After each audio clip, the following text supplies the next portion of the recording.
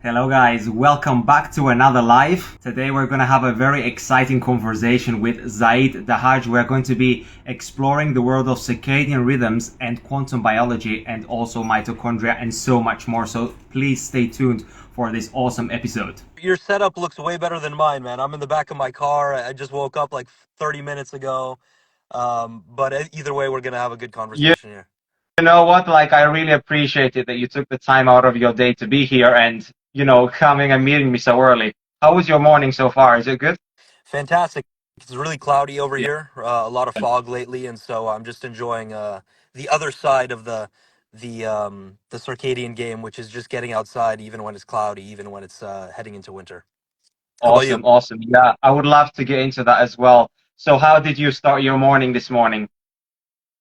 Well, for me, I was just woken up by my toddler, my 1 year old, and thankfully the windows were open, so the full light spectrum came in, and just got outside, had a little bit of coffee, and then from there just got on here.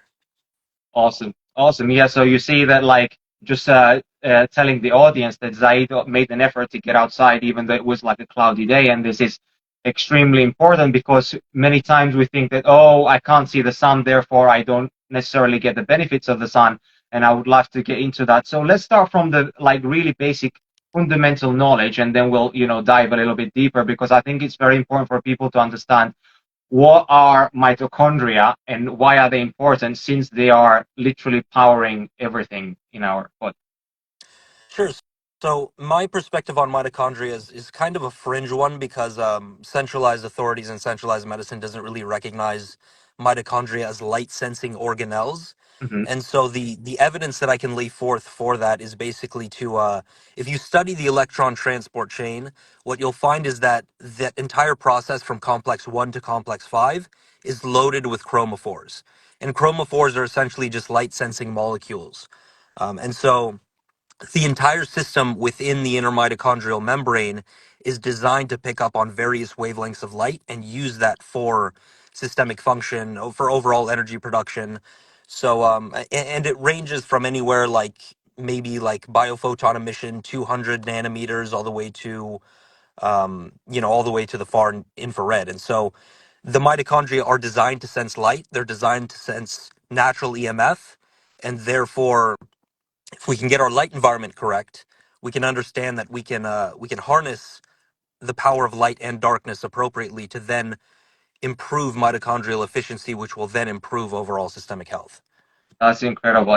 Yeah, I love your explanation because I wasn't expecting that you were going to go there. So it's really, really epic. And yeah, and the fact that you talk about how different parts, the respiratory proteins in the electron transport chain, how they have like, they are impacted by different frequencies of light. That's super, super cool, because most people don't even know that different types of light have different effects on the body. So could you tell us why full spectrum sunlight is important, and what does every single like different wavelength of light, what does it do to the body? Because one time I saw a chart by Dr. Jack Cruz. He posted like the different light frequencies, and he was kind of saying that this frequency does this frequency does this, or it's known for, doing those things. So could you tell us like why it's important to get full spectrum sunlight, and what do those different frequencies do to the body? So the main thing with full spectrum sunlight is number one, we just as a biological system, and all biological systems are like this, we evolved under the influence of the full light spectrum. So we are quite literally designed to take in every light wavelength from the sun. And as a result, if you look at the entire breadth of the spectrum, I mean, you talk about red light, which through the literature is extremely powerful for things like wound healing, priming the skin for UV light. You talk about infrared, which has kind of a lot of the same benefits as red. And then you can get into UVA, stimulating nitric oxide within the skin, improving blood pressure, improving the cardiovascular system, improving hemodynamics, which is just in reference to blood flow. Hmm. UVB, vitamin D3, POMC stimulation. As a result of stimulating POMC, you get an incredible array of peptide hormones at work, such as beta endorphin and whatnot. And then blue also seems to have quite a bit of benefit. I mean, independent of. So, of course, there's a natural differentiation between artificial blue Yeah, light and blue light from the yeah. sun. But even blue light from the sun shows some incredible benefit when it comes to fat burning. So it can Hmm. actually shrink adipocytes and make them more efficient at burning fat. That's And cool. then a lot of stuff for skin health and whatnot. But basically, every light wavelength is designed to improve some sort of benefit on the system, and that's what people don't Yeah, understand. That's what especially centralized medicine doesn't appreciate. yeah, and then UVB light is responsible for vitamin D production, right? And how about like melanin stimulation? Like which frequency of light would be the most responsible, or is it the combination of all together? From my research, I think only UVA and UVB are going to be responsible for melanin production. Yeah, Whether other light wavelengths play a part, I'm not sure, but yeah, they certainly play a part in the sense of like red and infrared in the morning is great for priming the skin so that you can yeah. build up melanin during UV. Preparing, preparing. Yeah, that's awesome. Yeah, I love this because this is the perfect real clip that I could make for later. I can add in there like all that. Yeah, that would be epic. Awesome. So tell us, like, talk to us about the concept of the body being a human battery and what things would be, charging our battery and what things would actually deplete our battery and why it's important to know what depletes it because from my understanding, it's not only important to charge it, right? Because if you're depleting your battery as quick as you are charging it, you're basically never stocking it up to the maximum. So you're never reaching your full potential, really. Yeah, so this is a very interesting concept. It's one that I'm not as knowledgeable on as the circadian stuff, but there are a few points that I do have at my disposal. Number one is the very fact that almost every aspect of the body is semiconductive, and so if you look at from head to toe, you can find things like collagen, which are flexoelectric, piezoelectric. Bone has semiconductive potential. The work of Dr. Robert O. Becker shows this in his book Body Electric, and I'm sure he has a few other books. And then if you talk about the importance of water as a potential semiconductor in this entire system, the importance of charge when you're out in the sun, you're grounding. Those are really the main ways through which you charge your system. I mean, you think Mhm. about grounding, you think about full spectrum sunlight on your bare skin, maybe a few others that come to Mhm. mind, but either way, if you have to understand that the entire body is basically like a very sophisticated battery, and that the lifestyle component it plays a huge role in regards to that. And so this also gets into the territory of native EMF versus non-native EMF. In terms of things that deplete the battery, I would probably say like deuterium overload, whether it's from a high carbohydrate diet, you're not getting enough sunlight, you're around 5G all the time, you're using Bluetooth headphones and whatnot. Those are some things that come to mind. But basically, the entire body is semiconductive. Right.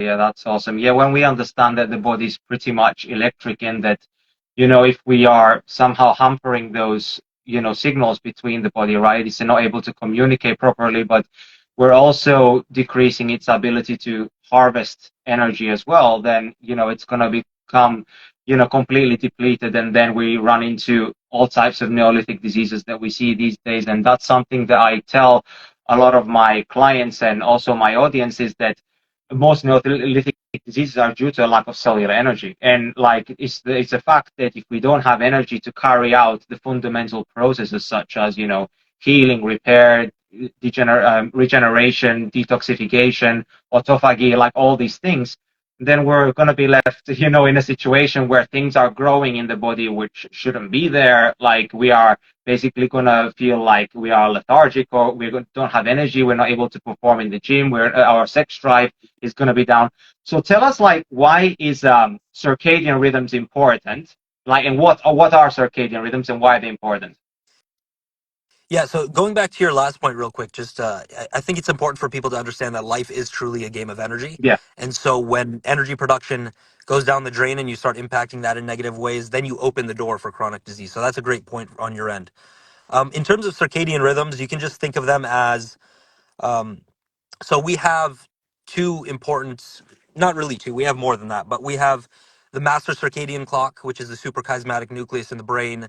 That is the that's basically the key way or the excuse me, it's really early in the morning.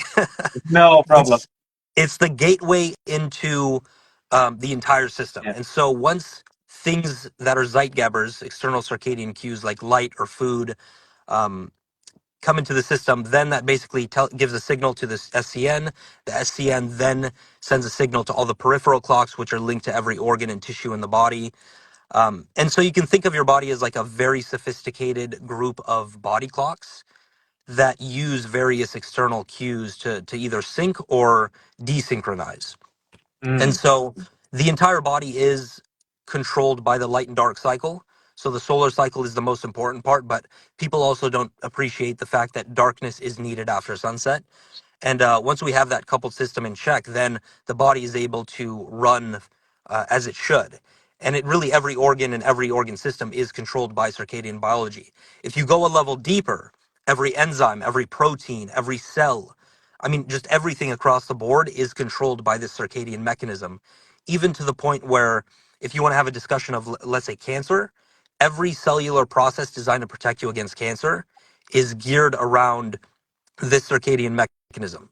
And so if that is off consistently for decades, as with most people, yeah. then your likelihood of developing cancer is extremely high.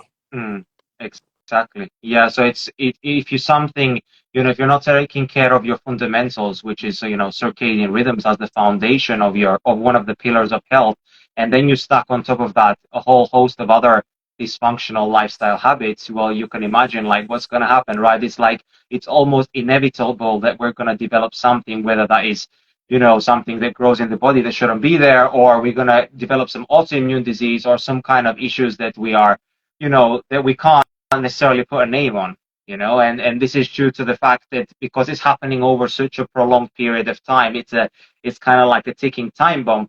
We don't necessarily know that it's going to happen to us until we basically hit a wall, and then we actually have to, pay attention. So you mentioned two things that help, with the circadian syncing, which is sunlight and the food. How about temperature? How does temperature play an important role in the circadian rhythm? Yeah, so it definitely plays a huge role. I mean, we could talk about as you head into sleep, let's say anywhere between like 10 p.m. to 2 a.m.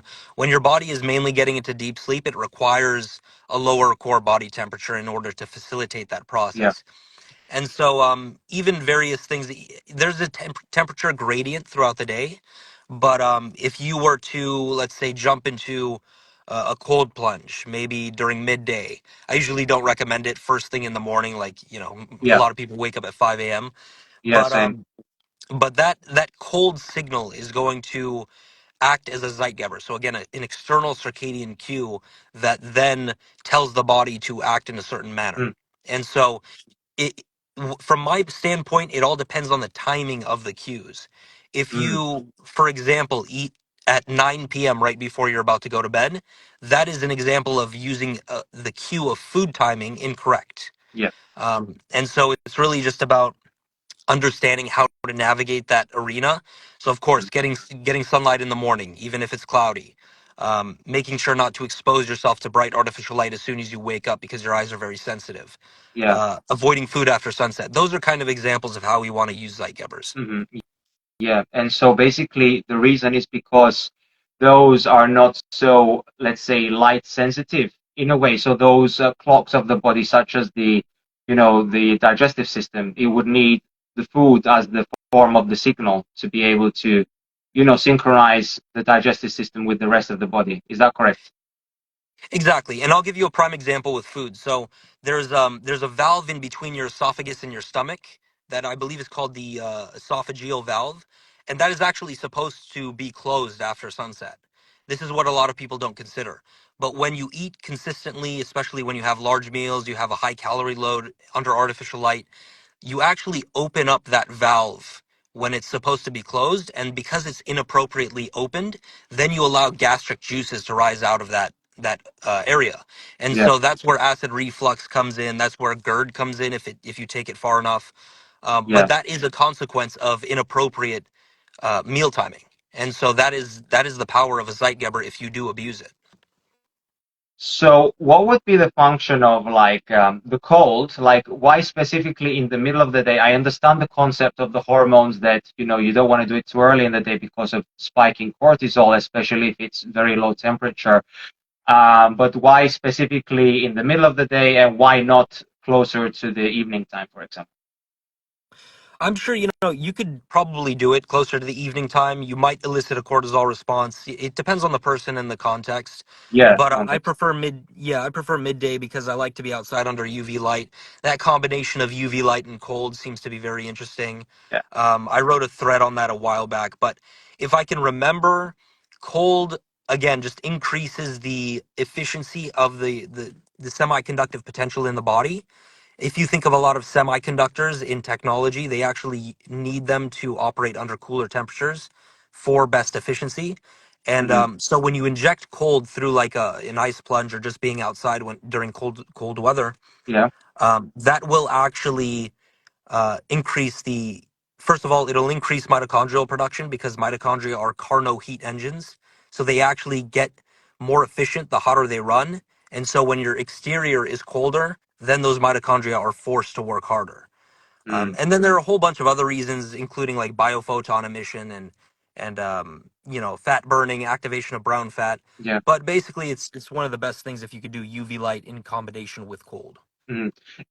And so why is it important then? I mean, I guess you've already answered this question, but just to, you know, reemphasize for people who really need to understand, why is it important to actually embrace seasonality? Like when it's cold outside, like why should we try and embrace the cold? Because, well, obviously there's like way less UV light, right? So does cold like serve as a way to be able to allow us to create, you know, light within?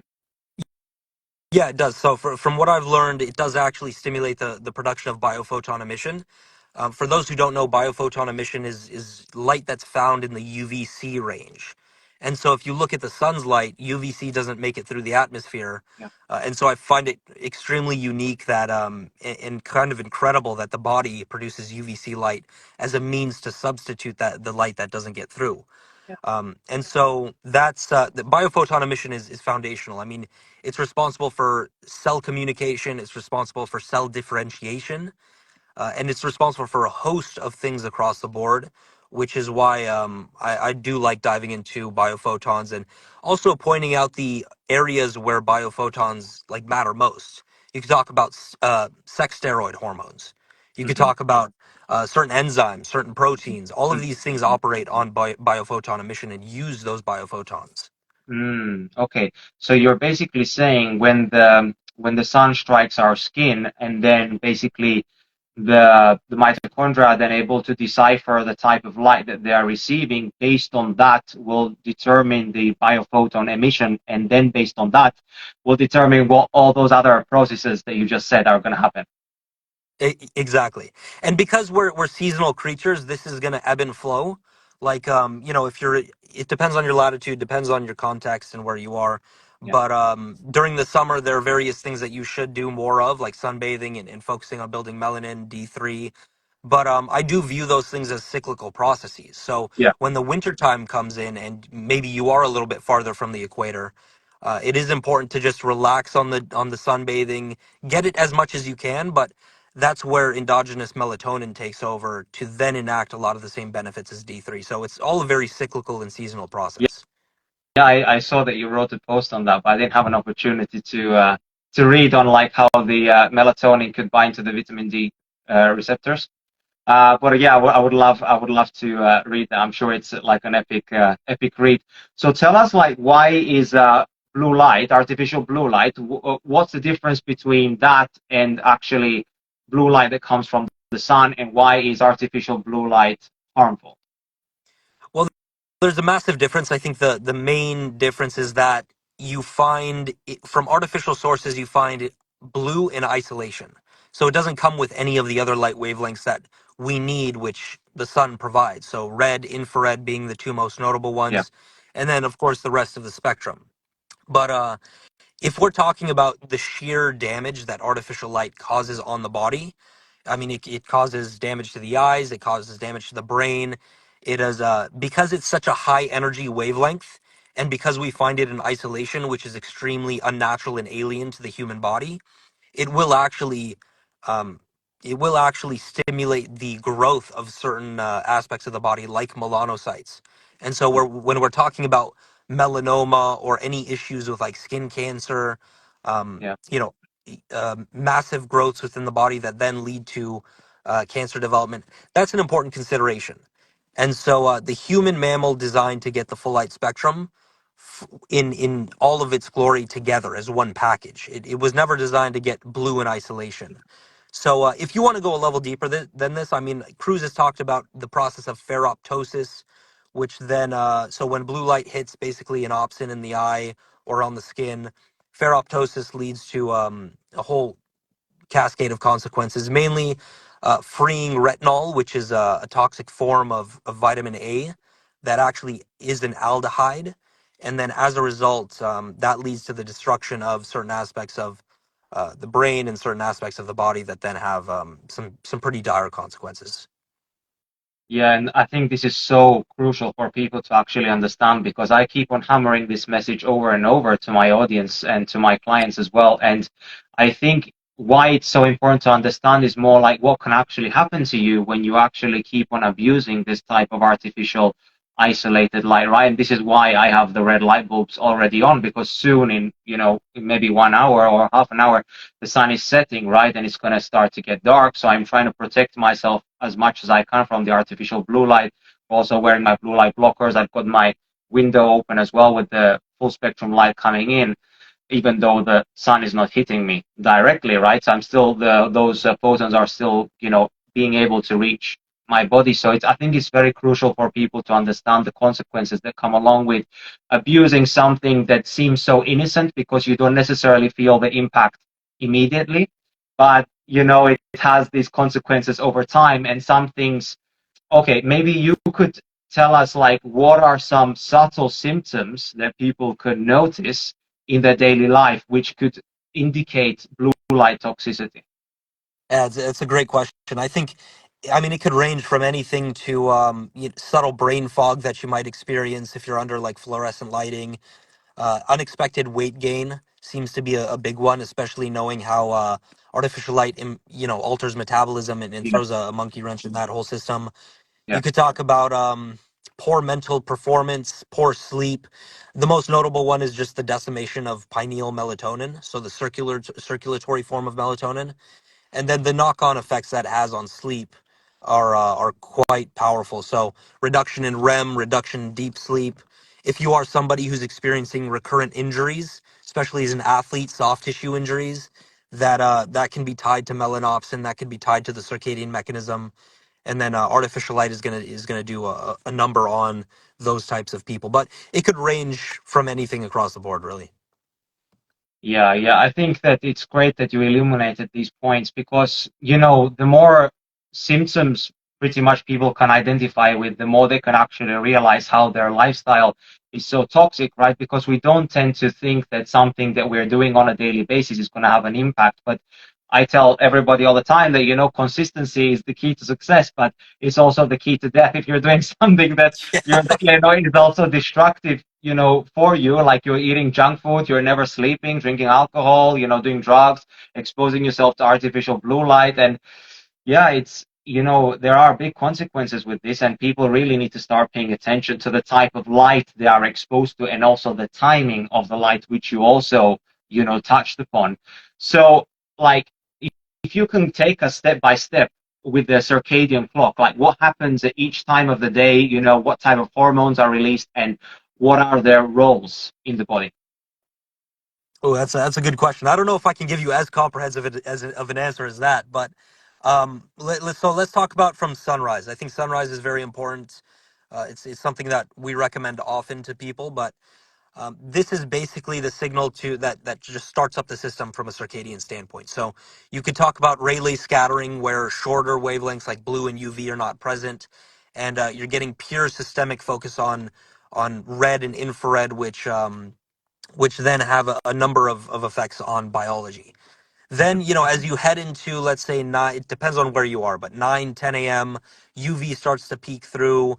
UVA, I believe, peeks through first. And so This is where we can find some benefits from a hormonal standpoint, especially with thyroid, T3, T4, and then UVB shortly comes in after, and then that's where we see all of the benefits with UVA, such as nitric oxide, UVB with vitamin D3, Hmm. and a whole host of other benefits. And then once you get into the midday, that's where you have peak blue light. So that's where melanopsin really does a lot of the work, anywhere between 10 to 2 p.m. Um, and then it crescendos over time into the evening where we basically wind down. I think that watching sunset is very important from the perspective of stimulating the pineal gland form of melatonin, the circulatory form. So that is the sunset is basically the signal for your body to start preparing for nighttime, and then that's where you have that buildup of pineal melatonin. And then once the sun goes down, then it's lights out. Then from that standpoint, you want to maintain darkness as much as possible, use minimal circadian friendly lighting in order to protect the entire hormonal profile of your body. So mainly cortisol and melatonin, because they have an inverse relationship. And so if you do maintain that darkness, melatonin will build up through the night, and then right before you fall asleep, it'll be at its highest point, and then cortisol will be at its lowest point at the same time as well. And so that's what you want. But yeah, basically, did that answer the question? Oh, absolutely. Yeah. So I just now wanted to ask you, what's the role of melatonin? Why should we care about melatonin release and production? Whew. Let's talk about anti-cancer, anti-inflammatory, antimicrobial. I mean, it's quite incredible when it comes to its actions on the body. It's actually, what was the quote that I came across? I think these researchers basically said that it's the most fundamental and powerful signal or biological signal for the human body. And so when we understand that there are two forms of melatonin, the subcellular form from the mitochondria, which is stimulated by near infrared light, and Hmm. then the circulatory form, which needs darkness to be produced, Hmm. then we can understand that melatonin is actually a circadian hormone. It needs the light and dark cycle in order to function properly. But what you find in society and in more centralized circles is that they actually believe it's only a hormone of darkness. Yeah. That's completely wrong. Hmm. And so, yeah, if we're talking about cancer, especially, I mean, the endogenous melatonin production is the number one thing that we should look at. Hmm. And is the mechanism in the way that it helps with apoptosis and autophagy, it helps the recycling of the mitochondria, or how is it? Do you know the mechanism? Yeah, melatonin in and of itself actually stimulates the process of autophagy and apoptosis. And Hmm. so, Hmm. um, for people who don't know what autophagy and apoptosis are, just think of them as the first and most basic forms of defense against cancer development, period.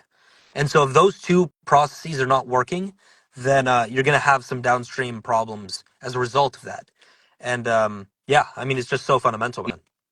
Yeah. And so basically, this is why I asked you this, is because I think it's so fundamental to understand that actually when we are exposed to this artificial blue light, which is basically everywhere, right? These days, it's on our screens, it's on TVs, it's on car lights, it's in your refrigerator, it's basically everywhere, right? And so if you if you are exposed to any type of artificial light after sunset, we are not allowing the correct timing of melatonin release, right? And then this is now delaying. Is the melatonin still going to be released, but it's going to be released delayed? If we're talking about exposure to artificial light after sunset, Yeah. I I, I honestly think it completely 100% destroys it. I don't think Oh, really? there's any potential for it to be produced. Oh, wow. So I was just thinking, I always had this idea that basically the circadian clock just gets pushed forward. And that's why people may wake up feeling, drowsy and lethargic in the morning when their, circadian rhythm is off. Well, that does take place, so that is true. So basically, you're experiencing jet lag every single day, which Yeah. is kind of a crazy idea for people. But if we're talking about, so again, circulatory melatonin from the pineal Yeah. gland needs darkness. If Yeah. it doesn't have that darkness, and you have to be very strict in in maintaining that darkness, Yeah. then it just completely decimates melatonin. Okay. And so now the difference between the cellular melatonin and the pineal melatonin, do they both have like similar roles, or are they different, like, in the way that they work on the body? There is a difference between how they work. I would say mostly they do enact similar benefit, just because we are talking about the same molecule. Yeah. But what I seem to find is that subcellular or daytime melatonin, as a result from near infrared light outside, that seems to have a more protective role for the Mm, cell. So it's biology's answer to avoid any form of cytotoxicity from, let's say, UV light or just the daily stresses that you experience in life. So I think it's mainly geared around being providing antioxidant effects for the actual cell that we're talking about. yeah, that's absolutely epic. Yeah, I just also thought, when I had started learning about cellular melatonin, I just thought to myself how nature has literally inbuilt its own antidotes to something, how people say that UV light is damaging to the body, right? And it causes all kinds of problems. But then nature comes in and is like, here you go, here's some melatonin to to patch the problem, and everything is working like a yin and a yang. Everything in nature pretty much always has, it's always like hot and cold, black and white. Like it always has this perfect balance, this harmony, and that's what creates, the balance in nature and the beauty around it. This is why I think that we can also find so much ease and peace for our nervous system state, because when we are in nature, we're now able to rebalance our energy systems, right? So tell us why grounding is important. Why should we think about putting our bare feet on the ground or even getting in the sea, which I think is even better? Oh yeah, getting into the ocean is incredible. I think so. Let's go back to the mitochondria. So we need Okay. to understand that every mitochondria has, of course, the electron transport chain, and so that entire process is designed to transfer electrons from complex 1 to complex 5. And when we're talking about the benefits of grounding, what we're fundamentally talking about is the uptake of electrons from the earth into our bodies. Now, the way it does this is very interesting. There's a system called the living matrix, which is made of collagen. So, again, collagen is semiconductive, it's flexoelectric, piezoelectric. And so it we take in the free electrons through that system. And by the way, but the living matrix is also made up of a ground substance, so various other things that are semiconductive. Hmm. So that in combination with collagen then allows free uptake of electrons, and then it transports it to any part of the body that actually needs it.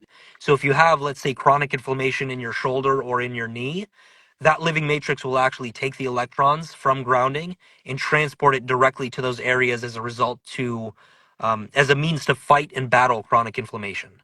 And so that's just like maybe 1% of it. But basically, you have a system in your body that is designed to actually take in those free electrons from the earth. And that's incredible in and of itself, especially when you combine this with the fact that our sweat glands on our hands and feet do actually contain a conductive aqueous solution of, I believe it's sodium chloride and potassium. But either way, there's a conductive solution in there. And all of this works together in order to raise the semiconductive potential and efficiency of the body. That's epic. So you're saying that when those electrons enter the body, right, they go to the mitochondria, or they can act without, they have to go into the mitochondria to make ATP, or how is the mechanism of action of the body making the energy? Does it have to go into the mitochondria, or can it just act without going into the mitochondria, the electron? That's a good question. I'm not sure. Possibly both, possibly just through the mitochondria, but I'm not sure on that end. And so, yeah, because electrons are negatively charged, right? So they are able to donate. And so, therefore, they would then become free radicals, right? Afterwards. Sure. Yeah, and we know that, reactive oxygen species, reactive nitrogen species, these are often things that are demonized by Yeah, centralized medicine because they have a yeah. myopic view of it. But they're actually like the master, like signaling molecules that we need for the body. So ROS and RNS are extremely important for overall health and signaling. Yeah, and the one thing I did hear from Dr. Jack Rose one time, he mentioned about how you need the ROS because they're actually what signals to the body to make the cellular melatonin. Is that correct? I mean, he's smarter than me on this in this department, but I'm pretty sure, yeah. Yeah, because it would make sense that you need the stressor, like the stimulus, right? For the healing property or hormone to somehow come about. So it would make sense that you would need some kind of damage. The same thing that when you exercise, right, you're basically breaking down muscle and you're not building muscle during the exercise. It's when you rest, when you actually rebuild, what's really cool though about sunlight is that you don't necessarily need to be away from the sunlight to get the cellular melatonin, right? Oh yeah, near infrared. I mean, if you look around, I'm looking at all the trees and the leaves in my Yeah, environment. All of that is bathed. It's basically reflecting near infrared in the environment. yeah, And so if I take an infrared camera and actually shine it on greenery, the entire outside environment is bathed in this near infrared. So you could be working under shade, you could be going on a walk. As long as you're outside, you're getting it, that's which is just incredible. cool. That's cool. And okay, so now I want to get into the concept of melanin and why is melanin important? Because I know that it's not just a tan, right? So can you tell us why melanin is so important? Why does it go so deep? Why is it important for biology? Well, melanin seems to be it's an incredible polymer that seems to have been conserved throughout most species for hundreds of millions of years. So, just starting from that point, we understand that it has a fundamental role to play in biology and biological systems. But the benefits of melanin are quite astounding. I mean, and this is something that centralized dermatology certainly doesn't focus on, but it acts as an antioxidant, it's anti-inflammatory, it detoxes heavy metal ions. I believe it detoxes other toxic compounds as well, maybe even microplastics and whatnot. It is anti-venom in some cases, which is pretty cool.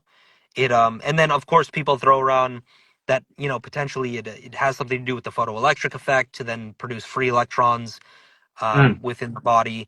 But there are also other important benefits that are shown from melanin through the scientific literature. And so it's not just this idea that a tan is exclusively a sign of skin damage. Like at the end of the day, we need to understand, going back to what you pointed out with hormesis, that a tan is fundamentally a hormetic process that enables you to get the most out of all of these benefits that melanin can provide. And I mean, all five senses require melanin to operate, period.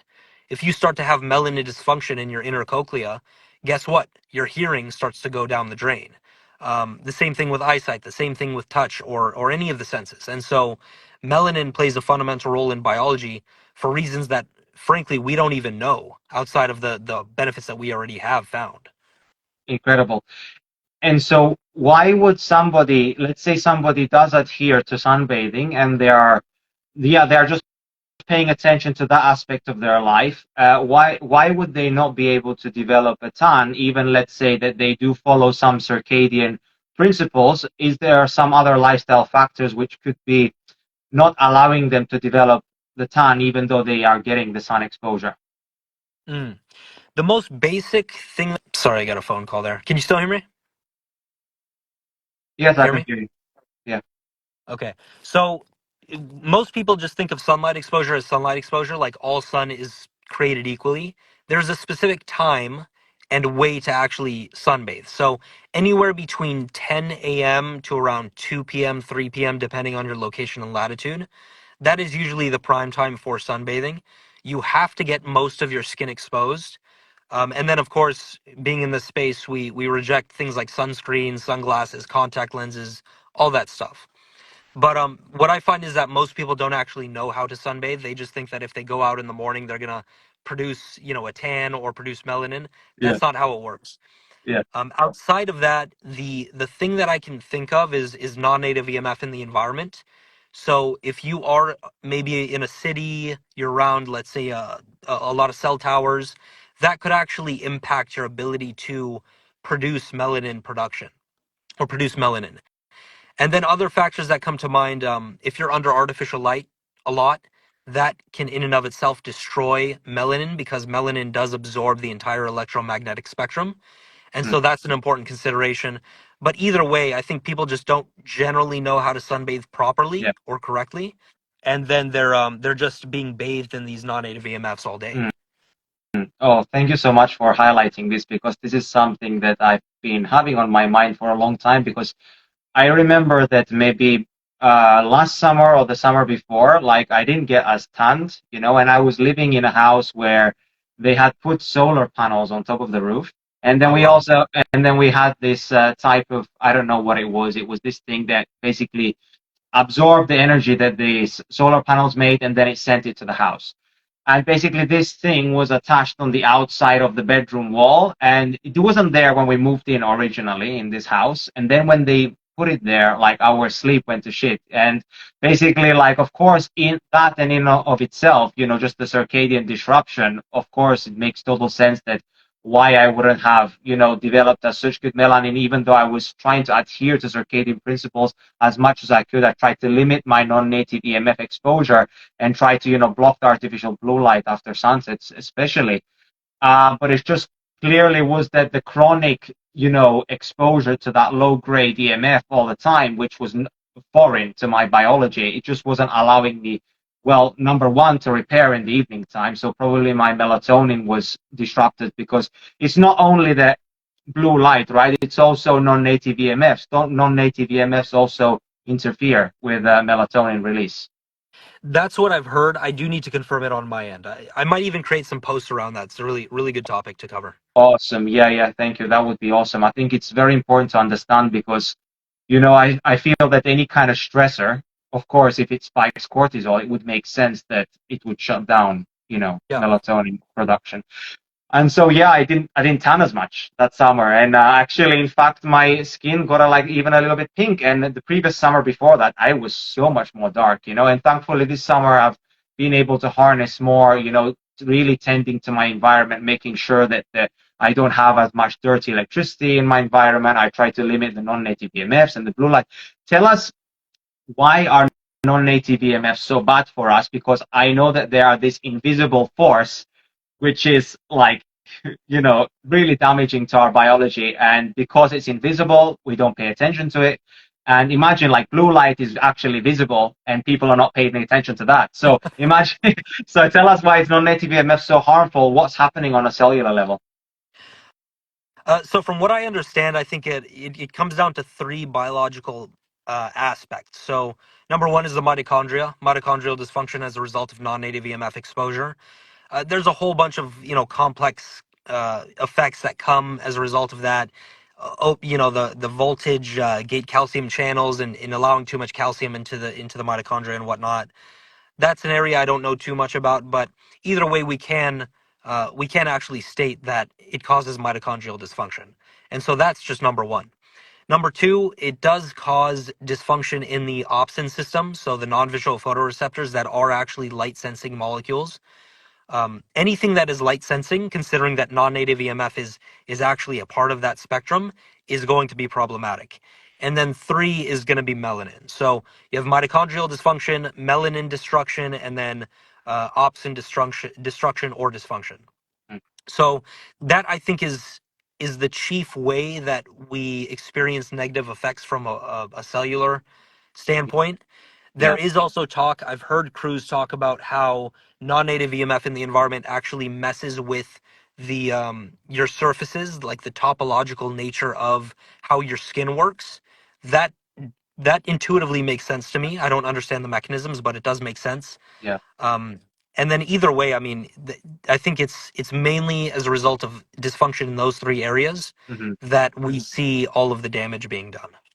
Yeah, and so based on all of that, what you just said, like, it would make sense that going back to the concept of a human battery, like that we are a battery, is that if our energy generating, batteries, our mitochondria are not, not working appropriately, then we can't basically harvest or utilize the energy that we are getting in from food even, right? So even let's say we're trying to get some electrons from the sun through the photoelectric effect and from grounding, and then you add in there the food, and then just because we are exposed to that bad stuff, the non-native EMFs, and well, blue light is also considered a non-native EMF, right? Artificial blue light.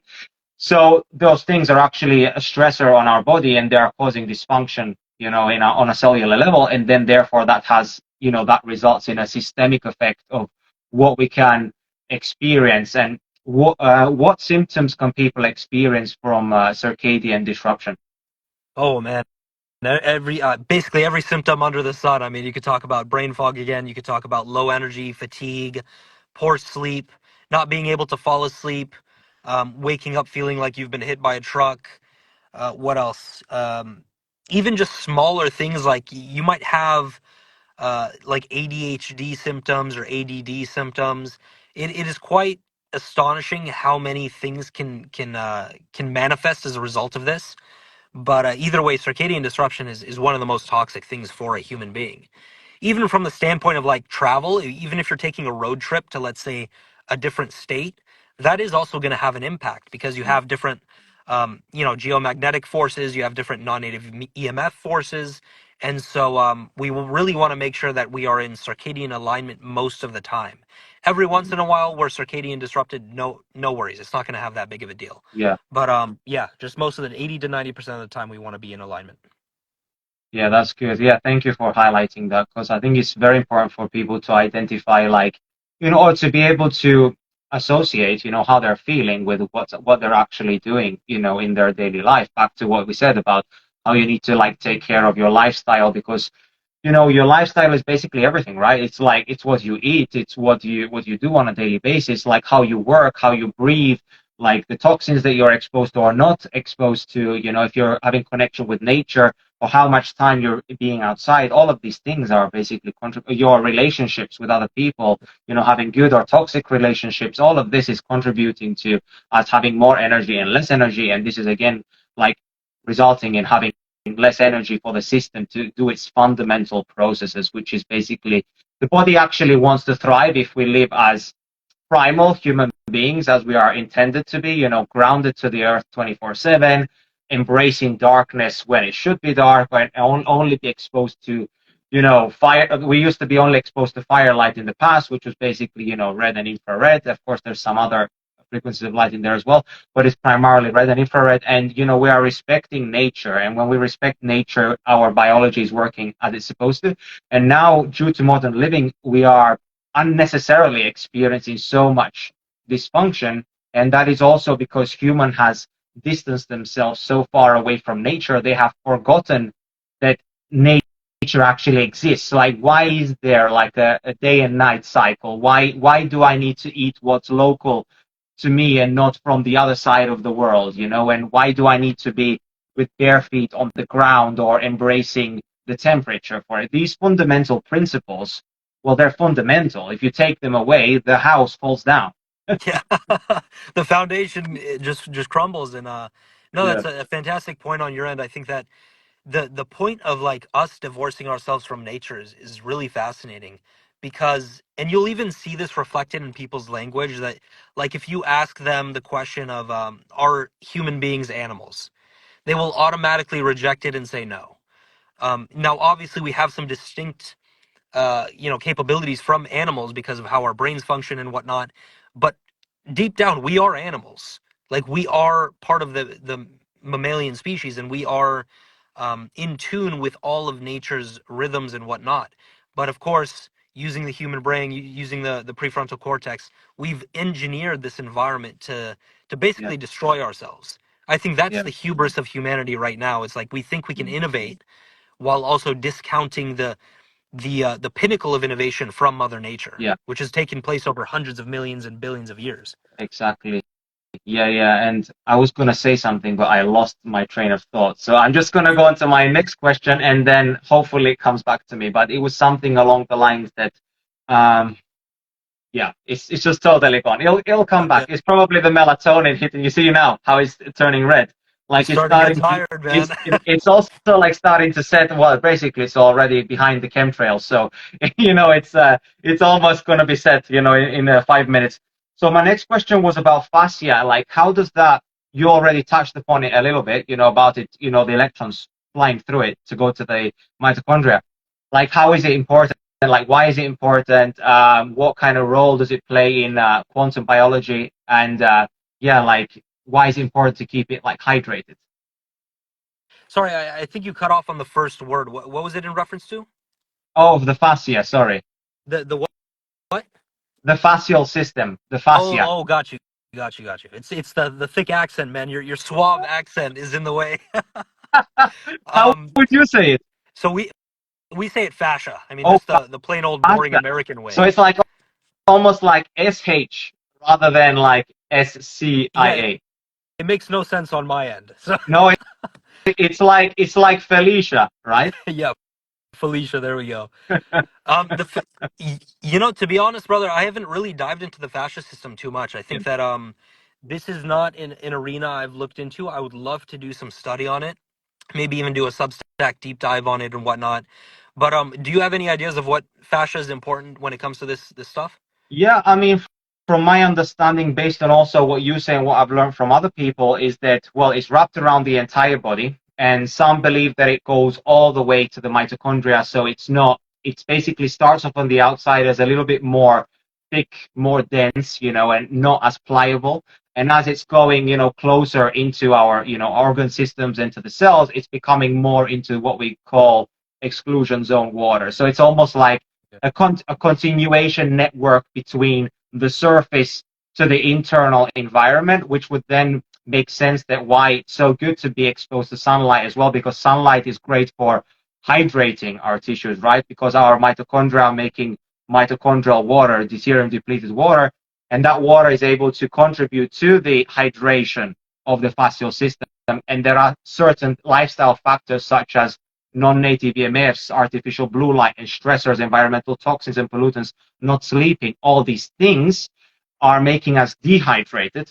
And this would make sense why we are feeling more thirsty when we are exposed to those stressors, right? I can say that for myself. If I've had to spend extra time on my laptop doing some work for my website or something or social media, I feel way more thirsty compared to doing it outside if I was exposed to full spectrum sunlight and doing it at the same time. So there is definitely some really big role in like being exposed to the natural light and the grounding and the circadian principles into keeping our fascial system hydrated to be able to efficiently transfer that energy that comes from the ground, from the sun, and from the food to the mitochondria more efficiently.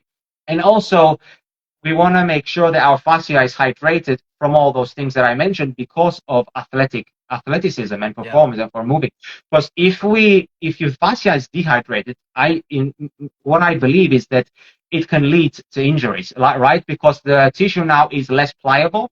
It's almost like more brittle, as you can imagine, instead of it being more elastic. Of course, fascia is not that elastic. It gives in a little bit because its whole role is to be able to transfer energy from one area of the body to another, like mechanical energy. So when you are walking or running or sprinting, the whole point of fascia is to make the movement as efficient as possible. So it allows your body to move through space utilizing the least amount of energy because the body cares about survival. And so it wants to preserve energy as much as it can. But if like the fascial system is more tight, our mobility is gonna suck, and it can be tight for a number of reasons. But like some of the reasons I mentioned are, dehydration due to non-native EMFs and artificial blue light and circadian disruption. But other things that can dehydrate or can cause tightness in the fascial system are your nervous system state. So if you think what I just said to you, how that the fascial system is wrapped around every single system of the body, including the musculoskeletal system. If your nervous system is not well regulated and you are, in a sympathetic overdrive all the time, then what's going to happen is those tissues are going to tighten up wherever you are experiencing, wherever it's easiest for your body basically to find comfort. And now it's doing that for survival purposes because it's all the time ready in fight and flight, because tight muscles serve their purpose in a pursuit to get away from a threat, but they shouldn't be tight all the time. And so like when they are tight, they are not accepting blood flow well, they're not accepting lymphatic system flow well. So that means no oxygen and no nutrients are getting to those muscles. So now we are creating a never-ending cycle of, chronically tight muscles because they're not getting what they actually need.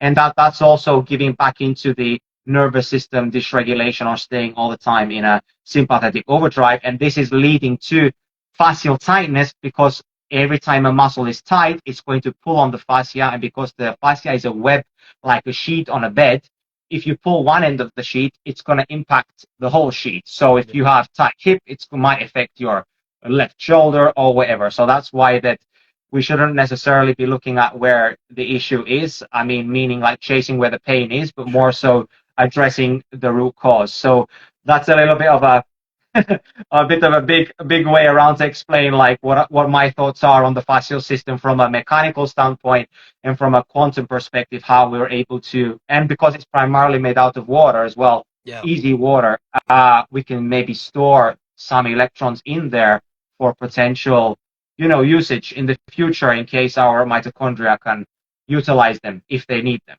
Yeah, that makes sense to me. It was well explained. So definitely another deep dive that I have to go into.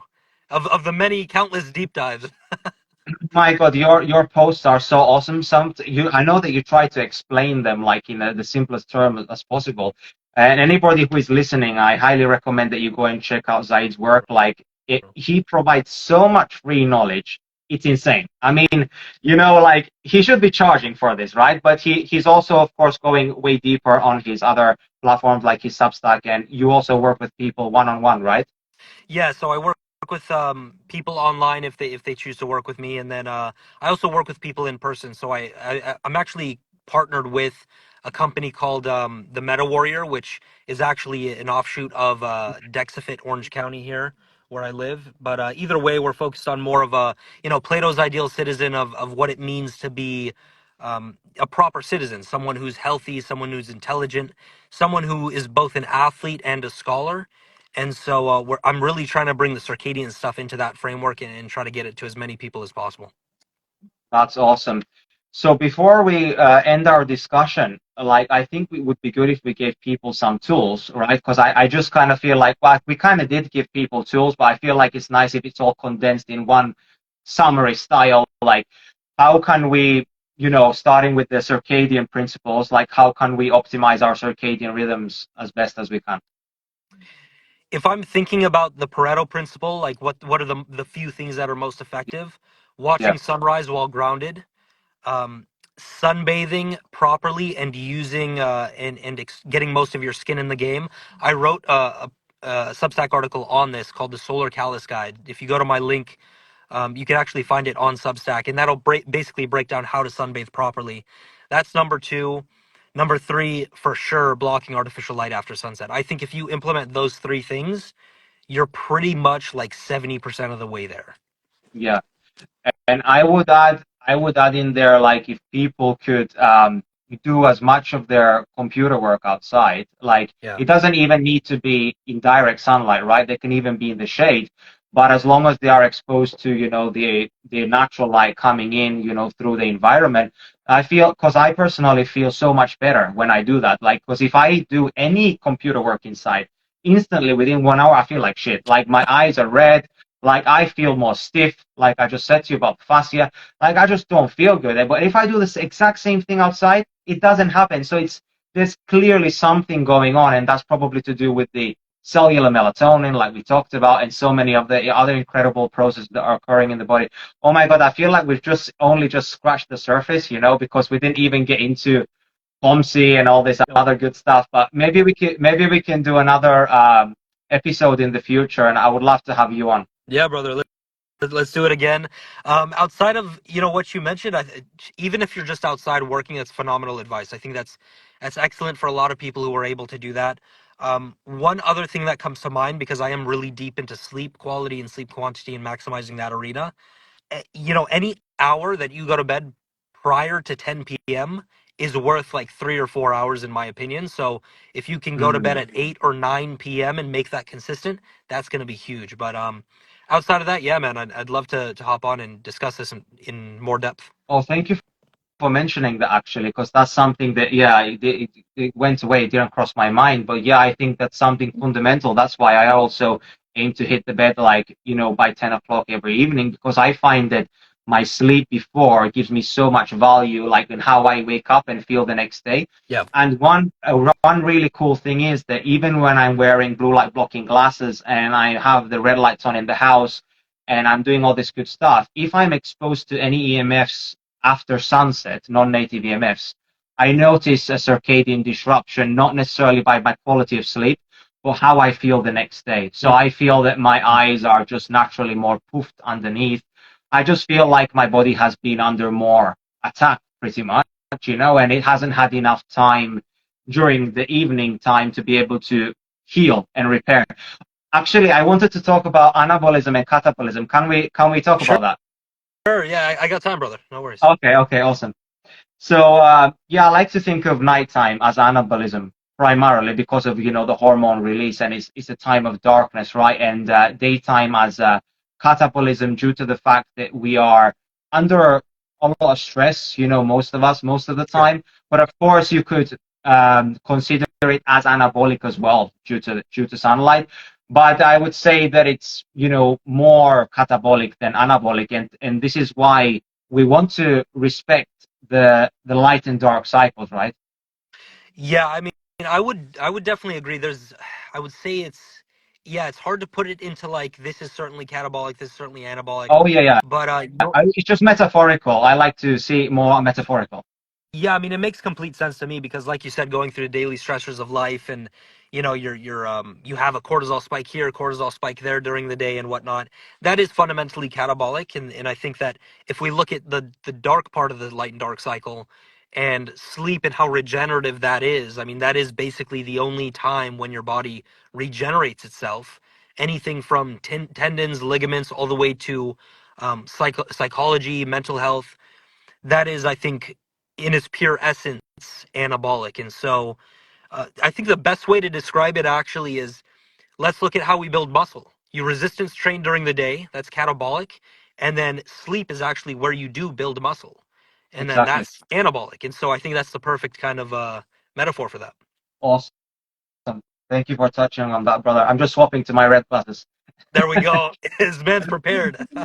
Well, yeah, yeah, absolutely. I had it right next to me, so now it's like full on dark outside. It's actually not that dark because there's so much light pollution. Because I live right by the sea, but I live next to the hotel, so then they have all their lights on. So I'm just there, with my blockers on. I'm sure some people over there on their balconies, they're making fun of this building right now. Normally, I have the blackout curtains closed at this time, but I still have them open because I haven't had time to shut the windows. One last question. How is Why is melanin degradation so bad for us? And I know that this ties into dopamine as well. So talk to me about dopamine, melanin, and like why is it so that people who use more tech, well, you kind of already touched on that, like they seem to be way more white, right? Yeah, I think yeah, we have to consider that like I mentioned previously, that melanin absorbs the entire electromagnetic spectrum, and so when we throw non-native EMF into that scenario, then we really set ourselves up for melanin destruction or degradation. And um the I know Cruz talks about that a lot, like, if you destroy melanin, then it gets reverse engineered into like dopamine, and then you become more creative and whatnot. I don't know too much about that, but either way, like, melanin is so fundamental to how our cells operate. I mean, it's found in almost every aspect of the body. And so knowing that, we really want to maintain as much melanin as possible, and we don't want to destroy it. Yeah, So even things like cell communication or cell function, I mean, these are just so fundamental. So that's why that is really my main beef with like centralized dermatology, is like they just have this myopic idea that melanin is some form of damage, that it doesn't offer yeah, any benefit outside of that. And I think that's a yeah, complete shame. yeah. It's actually iatrogenesis at work. Like, they're giving recommendations that are actually harming people, and I think that's it's tragic. Yeah, yeah, and it's the worst thing is that the ignorance, that they're not taking the time to educate themselves. Well, also you can't blame them, right? Because when I went to university to study nutrition, for example, we didn't learn like, that Yeah. we learned that basically saturated fats are bad for you. We learned that like red meat is bad for you. We learned that salt is bad for you. All the stuff that I am basically doing right now, which is the opposite, and I feel like I'm thriving. So you can kind of understand like who is funding these universities, who is funding the studies, and then those people, if they're not necessarily aware about what they have been taught is wrong, like Dr. Jack Kruse discovered, and that's what led him down his path. Well, then you're just going to be stuck in this system, and you're just going to believe that what you're saying to people is the truth. And until somebody like you comes out and confronts them, they're not going to question their reality, right? Yeah. And maybe they might not even listen to you, like, because you're just one individual. But if it was many people saying, you know, there has been this evidence or this study or whatever to show that melanin is actually great for me, and it's essential for my brain function and essential for so many of my biological processes and being able to absorb sunlight and all this good stuff. Well, Zaid, thank you so much for taking the time out of your day, brother, to talk with me. It was a really fun conversation. I would love to do this again in the future. And everybody who is listening, go and follow Zaid right now. And yeah, you're on Twitter, right? You're on here. Where else are you? Substack, Instagram, Twitter, and then the 2am podcast is another little fun project that we're running, that we've been running actually for almost 4 years. So I urge people to go listen to that. It's goofy. It's also intellectual. It depends on what episode you listen to, but we cover a lot of topics. And why is it called 2 a.m.? I hope you're not doing it at 2 a.m. No, no, that's the number one question we've been asked. Have you recorded at 2 a.m.? Yeah. We record any time outside of that. I mean, usually we record it during daytime, so we're definitely Yeah. not experiencing circadian disruption. Although we do have to change the lighting system that we're using. Yeah, and like probably the reason why you came up with that concept is it because like your best ideas come about at that time. Bingo. The best ideas and the best conversations that you have with like friends or family, maybe on Yeah, a camping trip, always happen at that time. yeah, So that's kind of the vibe yeah. we're going for. That's awesome, brother. Well, thank you so much, and have an awesome day. Thank you, brother. Looking forward to doing this again. Absolutely. Take care. It was awesome to talk with you and to connect in person. We've been following each other for a long time, and I'm very grateful to know you and to know your work. Likewise, brother.